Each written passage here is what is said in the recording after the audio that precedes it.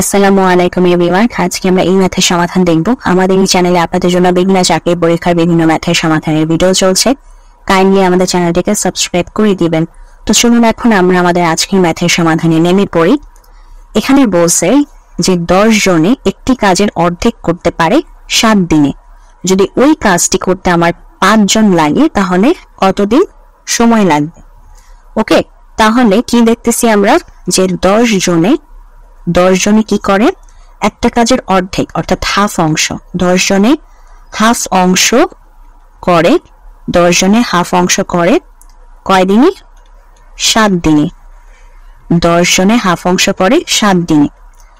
তাহলে আমার এই 10 জনের 10 জনের হাফ অংশ করতে যদি আমার 7 দিন লাগে, এই 10 জন যদি এখন পুরো অংশটা কাজ করতে যায় তাহলে কতদিন লাগবে?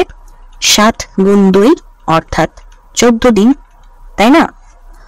10 জন যদি হাফ অংশ করে 7 দিনে তাহলে ওই 10 জন পুরো অংশ কাজ করবে 14 দিনে, রাইট?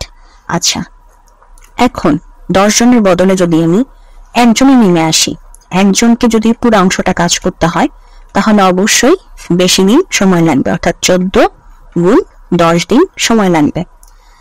এখন আমার যদি কাজটা একজন না করে 5 জন মিলে করে তাহলে একজনের পুরো অংশটা কাজ করতে যে সময়টা লাগবে অবশ্যই 5 জন মিলে ওই পুরো অংশটা কাজ করতে আরো কম সময় লাগবে, অর্থাৎ 5 ভাগ আকারে চলে যাবে।